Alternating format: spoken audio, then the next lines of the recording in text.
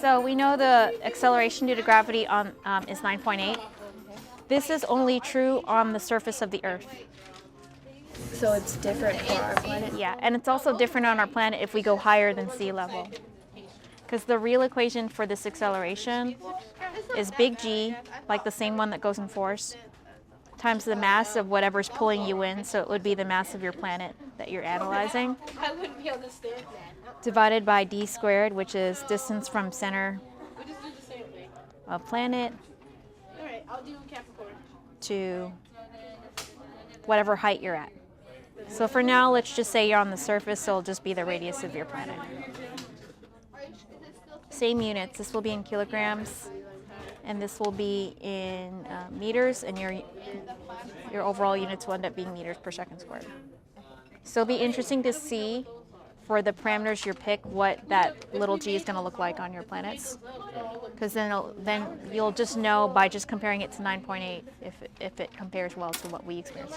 What happens in our integrated Algebra 2 and physics class is that Algebra 2 drives the curriculum because it's more vertically aligned than physics. Although if a physicist were to hear my order, they might kind of scream. So our order is really non-traditional. My job is to find the physics standards that would fit the Algebra 2 standards. So he had to teach conic sections. So the standards that fit best with conic sections for physics would be gravitational attractions. Because in this project, they were designing their own solar system, so they had to pick the masses and the radii of their stars. They had to draw 3 orbits for their planets and calculate the gravitational attractions between their planets and stars. These are 2 new formulas that are going to be similar to what we've done before, but they're different. So we have 4py equals x squared, and this is for a vertical parabola, and this one, or a vertical vertex, and this one's for a horizontal vertex. Wait, what's the difference between them? Right? Oh, so sure about that one. Okay. Well, yeah, that one looks weird. I might get this. Okay. Is that for that other thing? Yeah, this is for section 3. Okay. 4 is a specific constant that goes along with this. P is going to be the distance between, let's say I did one of these, a vertical vertex. So this distance here is P. So the distance between... It's the distance from the vertex to your focus point. Does that have a name? P. Yeah, but does it have an actual? For the distance? No, it's just distance P. Just like, I mean, you could call it the distance from the vertex to the focus point. Just like we have C, and it's just C, but it's the distance from your focus point to the center of your ellipse. So this is just P. So it's pretty simple. If you solve these, let's say we were doing this one so that we could graph a vertical. So if you solve this one, y is simply x squared over 4p. Okay, so y equals x squared over 4p. So if I want to graph something, let's say I wanted to be, I don't know, 16 units away. So then my p is 16, and then this is 4, so I just do 4 times 16, which is 64, right? Yeah, 64. Yeah, so we've got y equals x squared over 64 if my p is 16, okay? Does that make sense? Mm-hmm. So it's pretty simple to graph, and they're not that complicated. If you do section 3, you're going to have one that's centered around, okay. So you're going to have one that's vertical, and it goes around your star, and then you have different, let's say this one's the one that's habitable, which doesn't make sense. It should be like maybe shaded over to one of these. Okay, let's say that's your habitable one.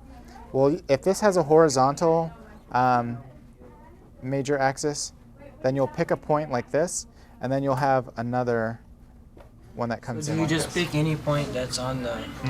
You've got 2 to choose from. And so I'll be checking these equations to make sure it's the distance that is specified away. And it's based on your star diameter. So keep that in mind. What we'll do is we'll start by planning the Algebra 2 TEKS. So we'll look at what topics we need to cover, and we'll start saying, okay, I want to teach them in this order. And then after I do that part, Dr. Trinidad will say what things she thinks will go with another. And at that point, we might start moving a couple of things around, but algebra really builds on itself. So it's a lot harder to skip around in Algebra 2 than to skip around in physics because her TEKS are kind of separate. So you can learn one skill and be able to do one thing, but it doesn't necessarily build for another one. Sometimes it does and sometimes it doesn't. Because remember, you're centered at x equals 3. So from 3, you add the 227.956, and you're at 230.956. So you're 0.356, and your radius is 0.8, so you're within a diameter. Okay? A typical project length for us, it really depends on the amount of standards. 3 weeks tends to be a sweet spot for a content that's taught in isolation. We find that length somewhat difficult because we're teaching both Algebra 2 and physics standards, so we'll often go a little bit over just to make sure we can teach all our standards before the project ends. Once we picked our standards, we had to pick a context that would make sense. Then we'll start thinking about real-world applications. What would you actually do with this? What would make sense to the students? So something that we might think is an ideal project might not make any sense at all to a student. But we have to keep going to find something that, one, makes sense and it's organic to the situation and it's not just something that we're forcing into the situation. Then it also has to be something that the kids will understand, so it's natural and it makes sense to the kids. So for example, if I had some really great example about sailing that may or may not be a great example because they may not have any reference to sailing, sometimes that's a good thing and sometimes it's a bad thing. So for example, this project we're doing astronomy, and most of them don't know anything about astronomy, and they're learning tons of different things just from their research off on the side, and they're teaching us some things, and so that's interesting. But you have to decide how far off of their knowledge base is good and how far off is bad. You need scientific notation in order to solve these problems because the masses are so massive. The universal gravitational constant is so small. This, I think, is in meters. This, I think you're missing powers of 10. Because Wait, those are in powers of 10? Oh, gosh. there's got to be powers of 10. The current masses you lifted are like bowling ball masses. Like I can lift your planets. I can bowl with your planet. All of our calculations are... Yeah, check it. I think they're in the wrong units. Since we're going to a new set of standards that are a lot more rigorous, we decided to give it a shot. Because like it or not, we're going to have to be at that level next year. So as far as Algebra 2, they've seen circles since they were in 2nd grade at least. They've known about planets being in some kind of motion since about that same time. So they have a background on planetary motion and conic sections. For the entry doc, I just wanted to introduce some words that they were going to need to learn about. So what we're going to do is you're going to watch the entry video and we'll watch it twice. And here are 2 things you want to look for. What is your mission? And what do you need to learn in order to get this done?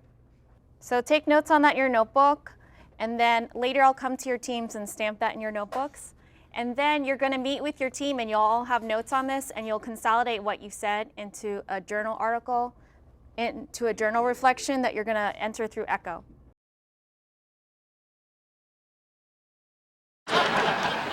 Astronauts, take your positions. All right, let's go.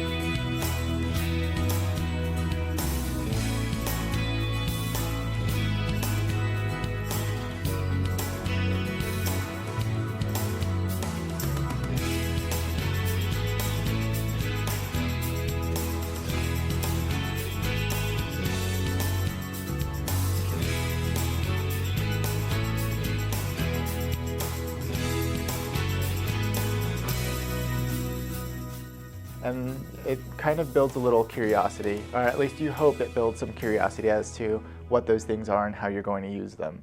After we finally get to the point where we're like, okay, we want the project to have these TEKs to cover these topics and to be about this real world situation, then you start molding it into something where you can say, okay, what skills do I want them to know at the beginning? What skills do I want them to come up to me and ask for?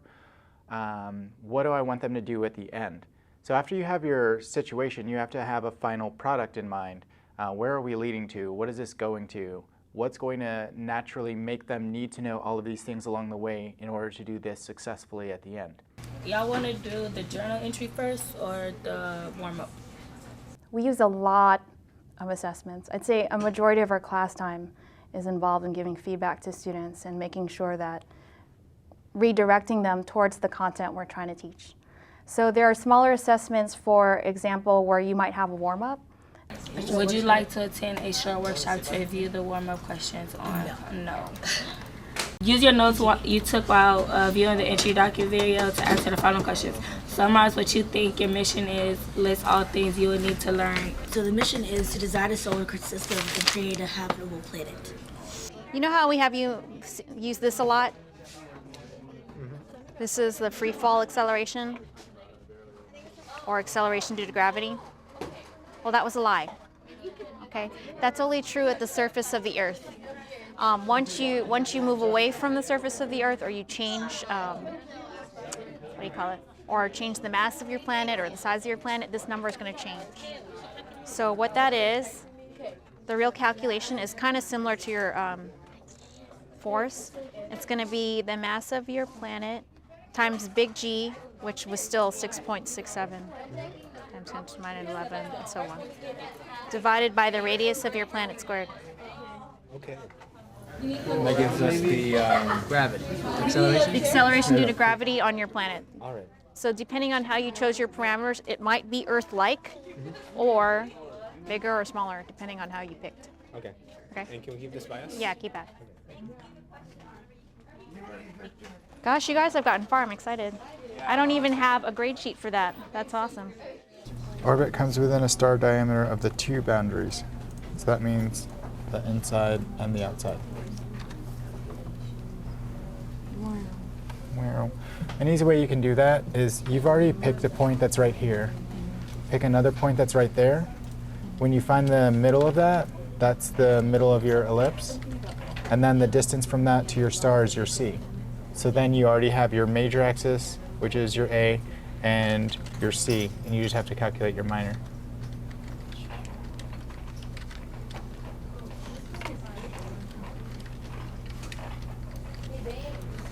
Hold on.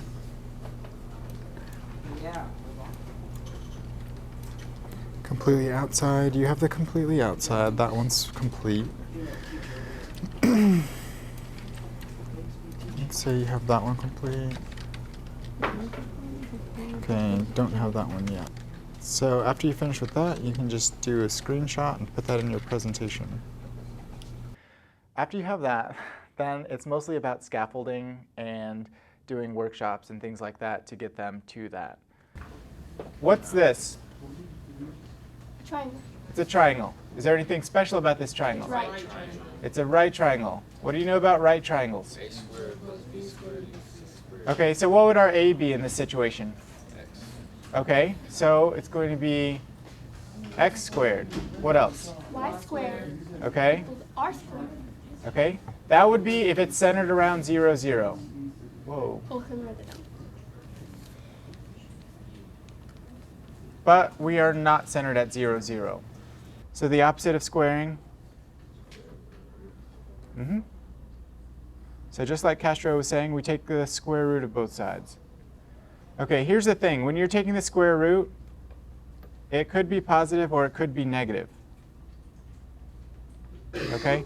The reason I'm not writing it on this side is because you're taking the square root of just one thing squared. It's going to get rid of that squared. When you squared it, this one unit right here is going to be positive. Because a negative times a negative is positive, and a positive times a positive is positive. Over here, you have something squared minus something. So you could get a negative on this side. Okay? So that's why there's a plus minus on this side. Does that make sense?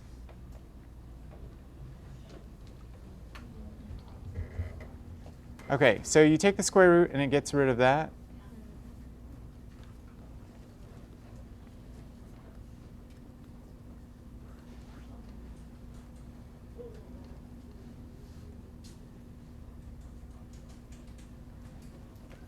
So the good thing is, after we solve this, you won't have to go through these steps. You'll just have the two equations, okay? The x in the center? The x value of our center. Okay? So we're going to find our center, and that gives us our h and our k. We're going to find out what our radius is, and that gives us our radius. And that's all we need to do our equation.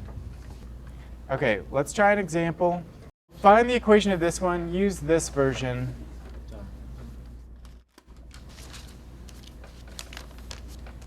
Write it down, and then we'll check it together. A workshop can be any number of things. A workshop could simply be one-on-one, some student saying, I don't know how to do this, or how can I make this happen? And then either explaining it to them or giving them something that's going to guide them towards what they want to do. A workshop could be a small group, it could be whole class, it could be partial class. There's a lot of different things that a workshop can look like.